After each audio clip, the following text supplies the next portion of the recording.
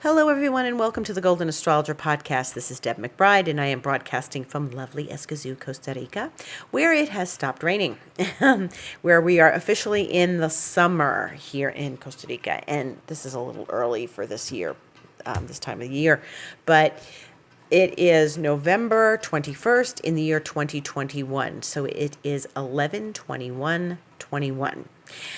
And it is the switchover day. It is the day when we stop having the sun in Scorpio and it changes over to the sun in Sagittarius.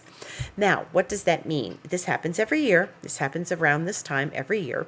And we have the sun in Scorpio for a month, and then it moves into Sag for a month.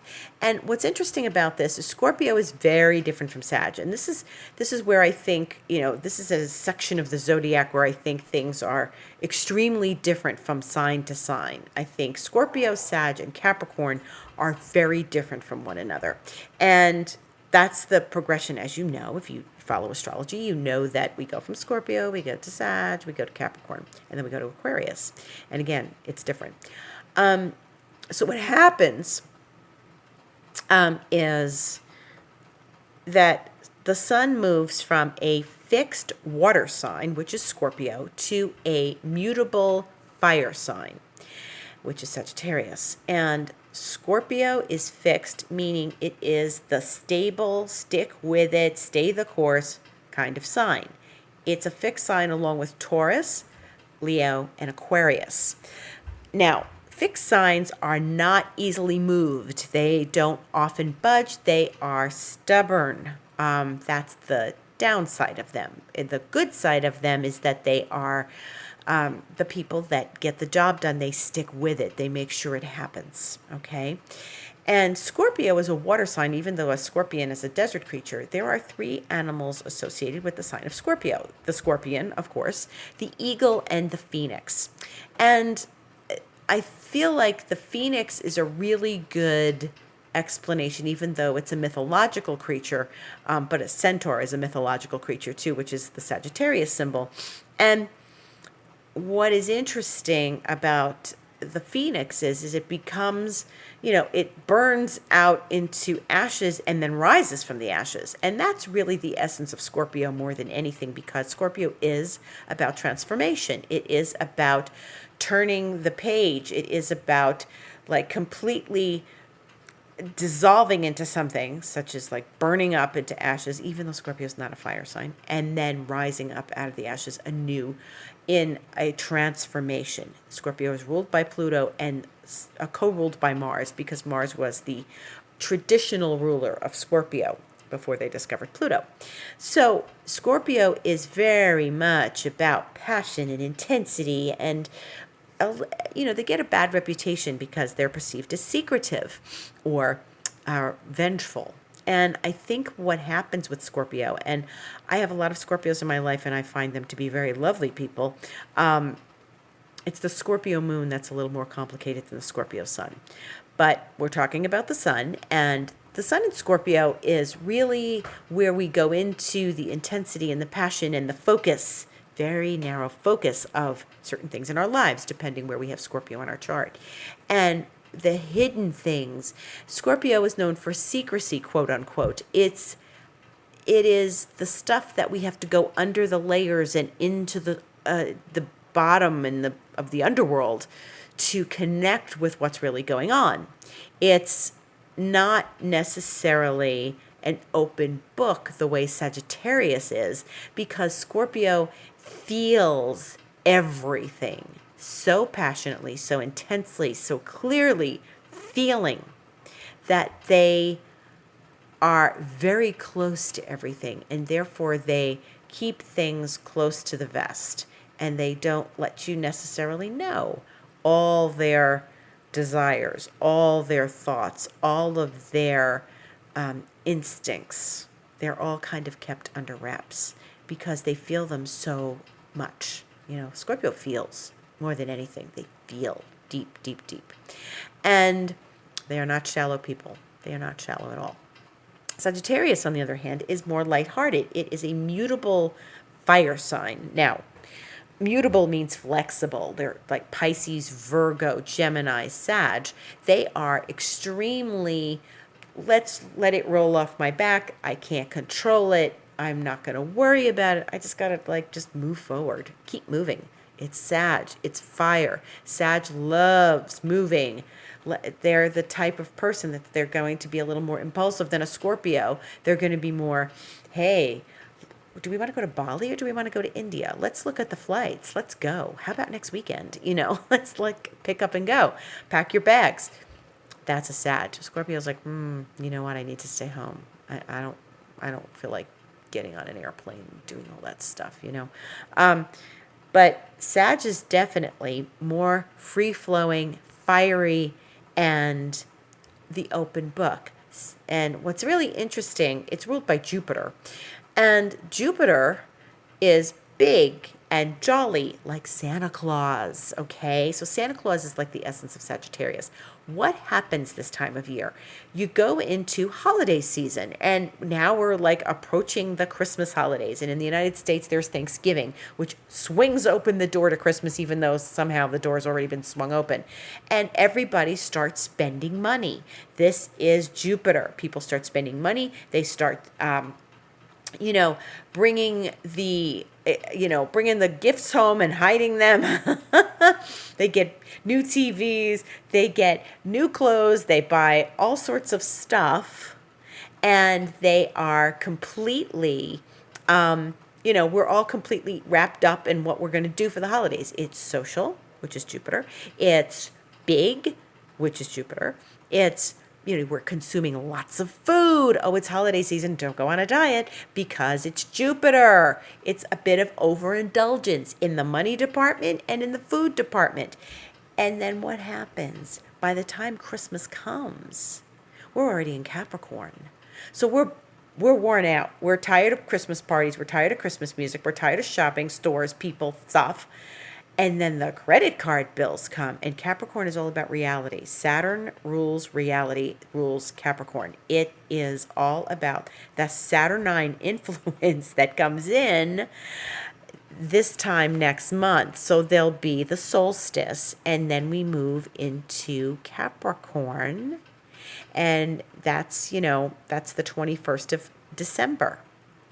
And what happens is we sort of wake up from the shock and we're like, you get out of bed and take the Christmas hat off, even though Christmas isn't even here yet, because the credit card bills are starting to roll in from November.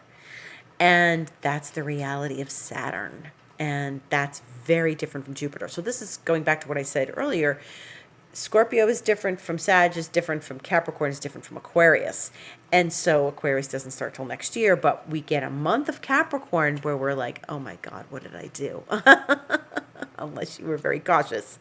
Now, what's interesting is, people, traditionally it gets very serious. It's people are happy to see each other at Christmas, but the energy shifts. And just as the energy is shifting now from the intensity of Scorpio to the, let it all hang out Sagittarius, it will shift from that Sagittarian vibe to the serious, responsible elements of Capricorn, which is Earth and Cardinal. And Cardinal are the ones that are the initiators and the ambitious ones, okay? So it's a very different vibe. So we go from this whoop it up, go to Christmas party, get some eggnog feeling to, oh my God, where have I been the last 4 weeks?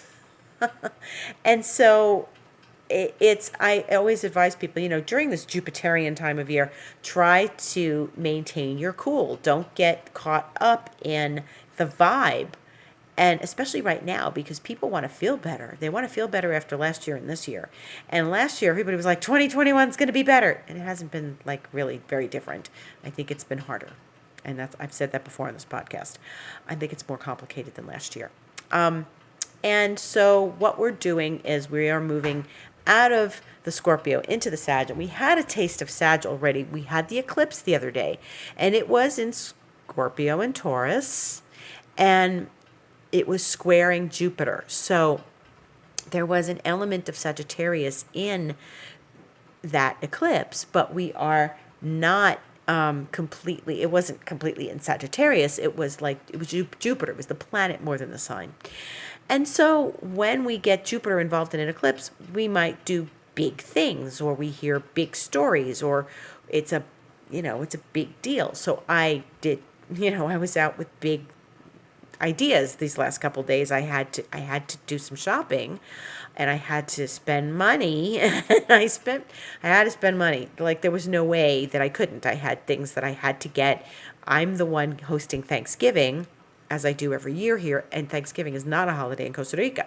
So I'm the token American here, and I like to do Thanksgiving for everyone, and everyone loves it. It's become a tradition. So I had to start getting things ready. I bought little Christmas lights. I bought, things for the table. I bought things to make dinner. I had to clean up the garden today. I had to do a lot of things that were in preparation for that, that party we're going to have on Thursday at my house. So it was a lot of running around Thursday and Friday. And so there was a certain amount of Jupiterian activity for me, because I had to go spend all sorts of money on all sorts of little things. And so, I was already feeling the Jupiter. Now, as we move through this week, the sun is not the only planet to change signs. On Wednesday, Mercury, the planet of articulation and speech and thinking and thought and art and all things intellectual, written, spoken, Mercury moves into Sagittarius, and that's the morning of the 24th, Wednesday. And so we have then two planets in fire. This is really good because our thoughts get a little lighter. They're not as intense. We're not thinking. We're not suspicious. We're not, thinking in a suspicious way. We're not brooding. We are open and ready to be congenial and hospitable with the Sagittarius energy, the Sun and Mercury. Now, one of the things that's going to happen is that the Sun and Mercury will come together next Sunday when we meet in the evening. And, we have a Sun-Mercury conjunction, which happens a few times a year. And so we're getting a little jazzed, that fiery energy. This is good because we haven't had any planets in fire signs in months since we were in Leo season. That was July and August. And, there were some lingering things. Maybe some planets hung out in Leo for a little while after that. I think Mars did.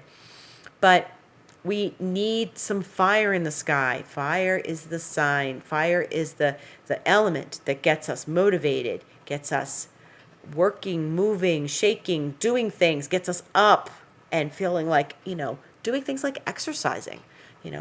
It's I have no motivation. Yeah, because we're thinking and brooding. Everything is in air and water and with a bit of earth. So we're moving into fire where we're going to get up and do and go and make something happen. Okay. And this is lighter energy. We're just, it can be done. It's a different attitude where Scorpio may rescind, hold back. Sag is going to say, we can do it. Let's just do it, because Sag takes risks. Jupiter is a risk-taking planet ruling a risk-taking sign. And so we like that risk-taking. We like that. We feel good. It's exhilarating to have some fire. Yes, Scorpio's passionate, but it's not in a fiery way. It's in a watery way. It's in the sensing and the feelings and the intuition and the depth. It's not, woohoo, Sag. It's fire. It's let's go. The thing with Sag is make sure you stop and you brake at the red light and the stop sign. Don't try to rush your light, because when we're in Sag, we think we can do things. We think we're superhuman. We're not. So the planet that will be left over in Scorpio is Mars, and it's only halfway through the sign, so it will take another several weeks before it leaves Scorpio and goes into Sagittarius. And, by that time, it'll be December 13th, and, things will be, progressing along very nicely through Sagittarius, and then we're sort of getting ready for Capricorn, In fact, the day that Mars goes into Sag, Mercury will go into Capricorn, like several hours later. So, and that's December 13th. And so, one leaves the fire, goes into the earth. The other one leaves the water, goes into the fire. And so when Mars is in Scorpio, it likes being in Scorpio because it's a co-ruler of Scorpio, the other ruler being Pluto. And what happens, Mars is, left there, and it's good because we need some water too. We do have Neptune in Pisces, but it's good to have a secondary planet in a water sign. Now, the moon moves too quickly to really count it as, okay, so right now it's in Gemini. Later today, it's going to move out and go into Cancer in a couple of hours. So that's really an interesting, that we have another planet in water. So, but it moves too quickly to really consider it, staying someplace and balancing everything out.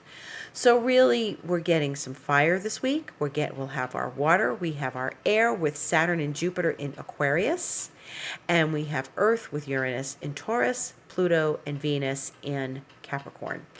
And speaking of, Sagittarius, the next eclipse is in Sagittarius, which is a new moon total solar eclipse. It should be the 4th of December in this region of the world, unless you're in Pacific time zone. It'll be late that night, right before midnight.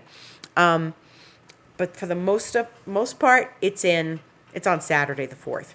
And so it'll be the wee hours, but we'll have a Sagittarian energy. It'll be another Jupiterian vibe.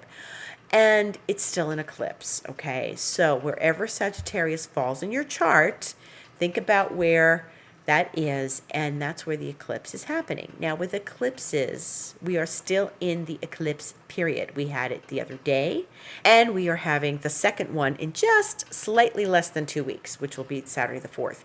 So we're still in the eclipse period. Things are still intense. I'm still hearing intense stories from people. People call me and they're like, this is going on. I'm like, whoa, this is intense. And then somebody else tells me something and it's intense.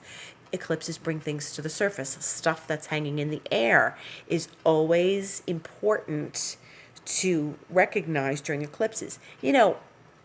When you have like an unspoken thing going on with somebody, if there's emotions, this is the sun and the moon's emotions. If there are emotions that are not being talked about, or feelings about stuff hanging in the air that you're trying to balance and work with, they come up during the eclipse. So say, for example, you've got, you had a fight with one of your parents. Okay, so you had a big fight with your parents and you're not talking to each other. And then the eclipse comes. You got to, somebody's going to make a move. Somebody's got to talk. Things come to the surface. The ice breaks. That's the nature of eclipses. Okay, I'm not talking to my mother right now. She pissed me off. It's about the holidays. Here we go. And then some ice breaks and you've got to talk to her because the holidays are coming and you're going to see your mother, right? Right. It's that kind of thing. The ice breaks. Something has to come to the surface. And if you're working with yourself regularly and you're working with your emotions and your feelings, you know what those things are. You know what those things are about, the direction of your life. And so eclipses only happen twice a year, but they are very, very important because they clear the decks.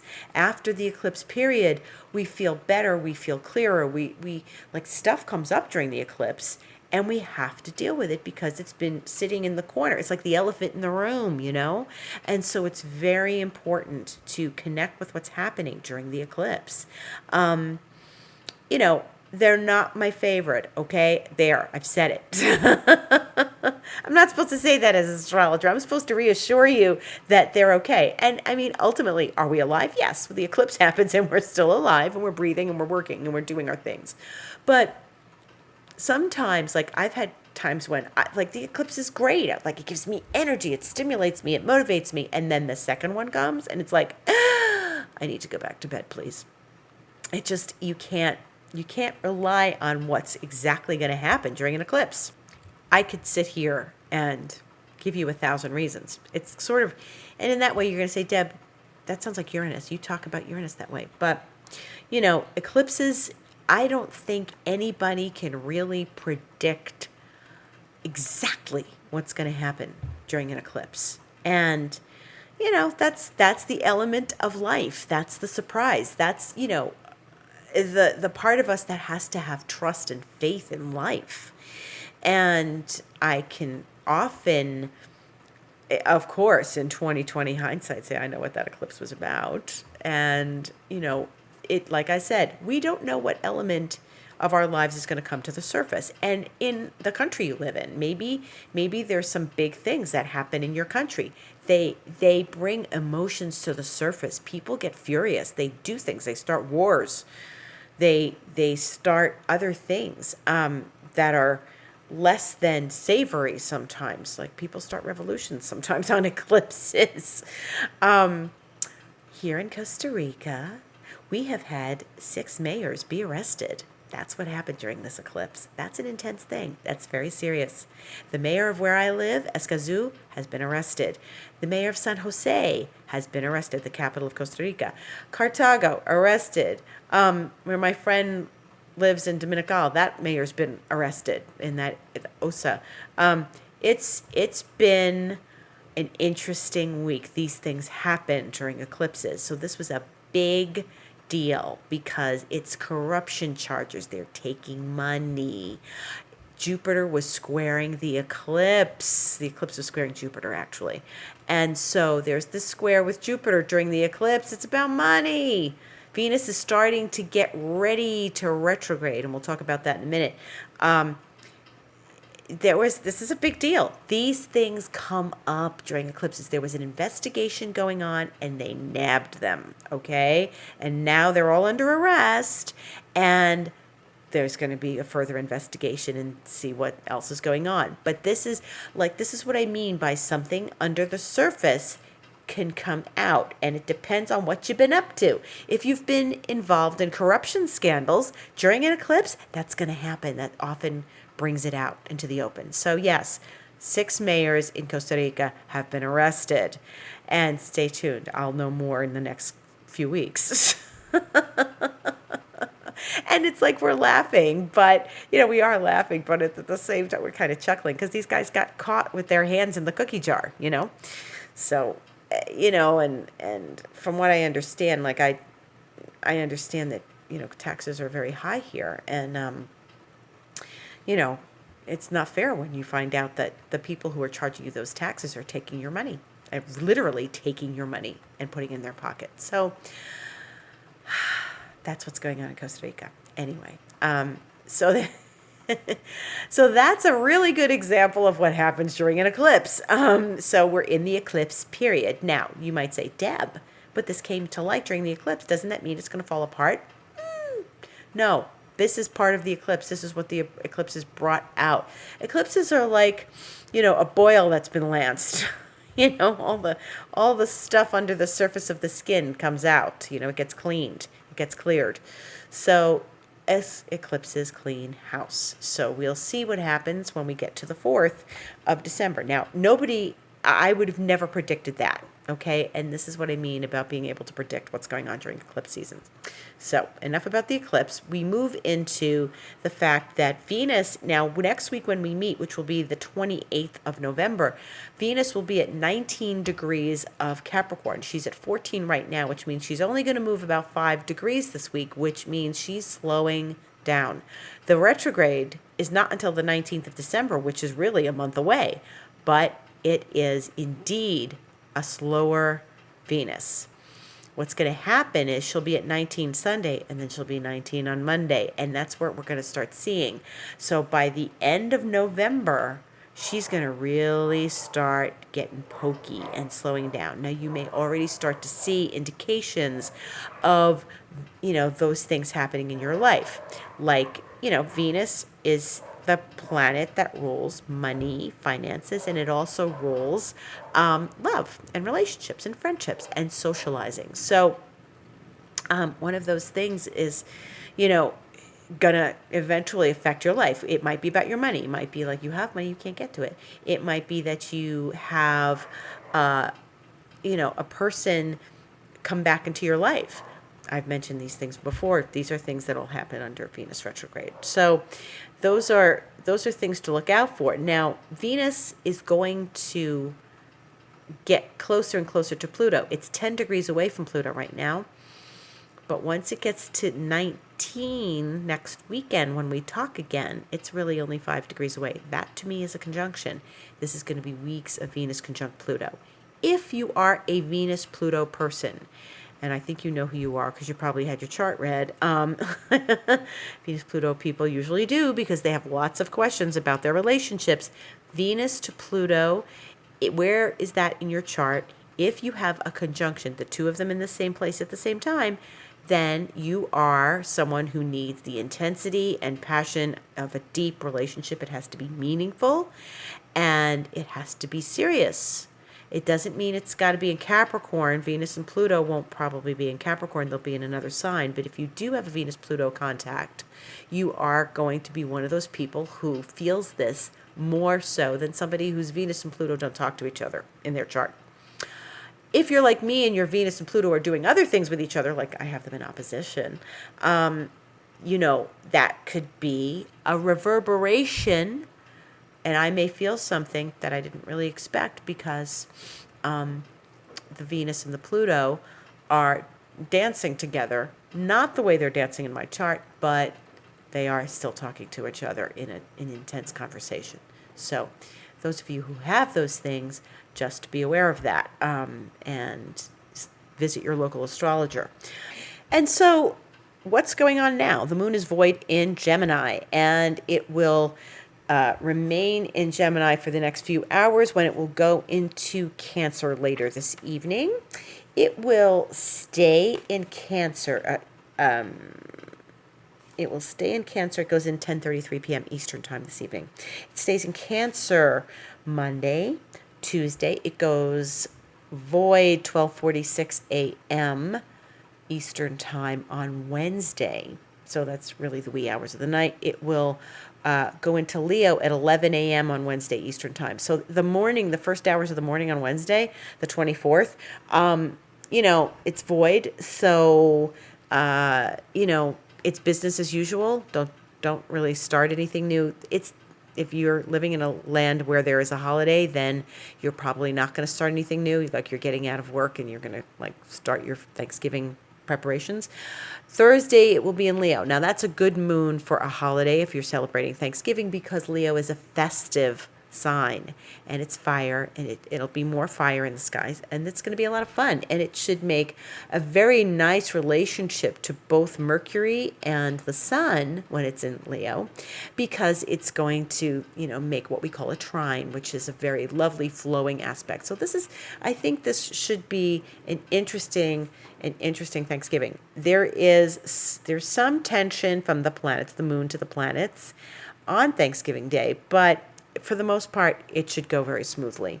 The moon will void 11:24 a.m. on Friday the 26th, so it will stay void until 9:12 p.m.